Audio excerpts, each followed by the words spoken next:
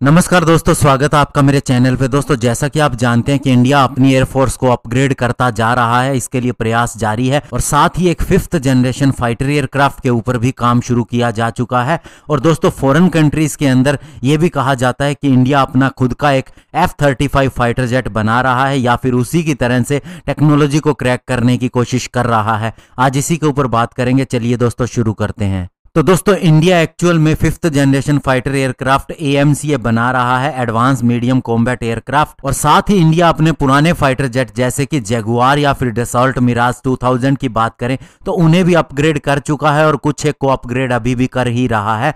और ये दोस्तों एक्चुअल में जो 5th जनरेशन फाइटर एयरक्राफ्ट का प्रयास है, ये एक्चुअल में स्टेल्थ टेक्नोलॉजी पर आधारित फाइटर जेट होगा, या फिर कहें कि इसकी सबसे बड़ी रिक्वायरमेंट जो होगी वो एक स्टेल्थीनेस होना होगा। और दोस्तों, आप जानते हैं कि 2018 के अंदर हम रशिया के साथ में एक प्रोग्राम के ऊपर काम कर रहे थे और फिर उससे हमने विड्रा कर लिया था, बाहर आ गए थे। ये था FGFA प्रोग्राम, यानी कि 5th generation fighter aircraft programme.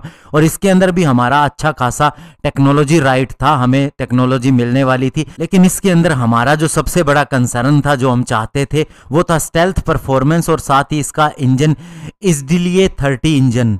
और सबसे बड़ी बात यह थी कि जिस तरह से इसके ऊपर काम चल रहा था, इंडिया उससे खुश भी नहीं था और हमारे यहाँ की डोमेस्टिक इंडस्ट्री जो हम बनाना चाहते थे वो भी उस तरह से डेवलप नहीं हो रही थी। और फिर हमारा सारा फोकस AMCA के ऊपर हो गया और AMCA के तहत न केवल हम 5th जनरेशन फाइटर एयरक्राफ्ट बना रहे हैं, बल्कि हमारा एक डोमेस्टिक एरोस्पेस इंडस्ट्री खड़ा करने का प्लान भी इसी के थ्रू ही पूरा होने वाला है। और इसके लिए DRDO और HAL पूरी तरह से लगी हुई हैं और साथ ही प्राइवेट कंपनीज का जाल बिछाने की भी सोची जा रही है। और अब दोस्तों, अगर हम AMCA की बात करें तो इसके तहत हमें क्या मिलने वाला है, तो ये दोस्तों ऐसा प्रोजेक्ट है जिसके अंदर 5th जनरेशन फाइटर के अलावा 6th जनरेशन फाइटर जेट के भी कैरेक्टरिस्टिक होंगे। जैसे कि दोस्तों, इसके अंदर लो रडार क्रॉस सेक्शन होगा इसकी स्टेल्थ परफॉर्मेंस के लिए। इसके अलावा AI बेस्ड सिस्टम भी होगा और साथ ही दोस्तों एडवांस कॉकपिट डिस्प्ले होगा और टच स्क्रीन इंटरफेस भी होगा। और जहां तक इसके एवियोनिक सूट की बात है तो वो दोस्तों एक लार्ज सूट होगा एडवांस रडार और इलेक्ट्रॉनिक वारफेयर सिस्टम का।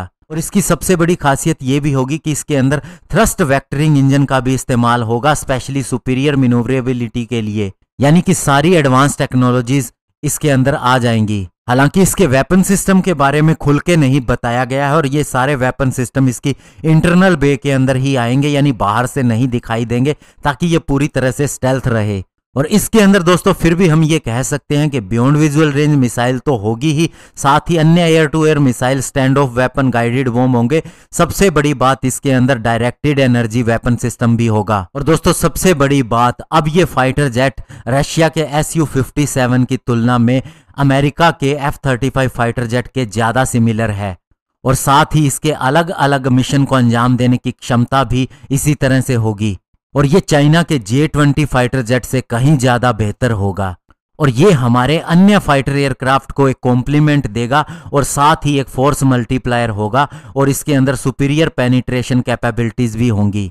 और दोस्तों अभी तक की अगर प्लानिंग की बात करें तो इसका प्रोटोटाइप की पहली फ्लाइट 2025 के अंदर हो जाएगी और यह भी बताया जाता है कि 2028 से इसका सीरियल प्रोडक्शन भी शुरू हो जाएगा। तो ऐसे में दोस्तों हम इसे अपना F-35 क्यों कहें, हमारा ये फाइटर जेट F-35 से भी ज्यादा बेहतर होगा और हर तरह की फ्यूचर टेक्नोलॉजी इस फाइटर जेट के अंदर होगी। धन्यवाद, जय हिंद।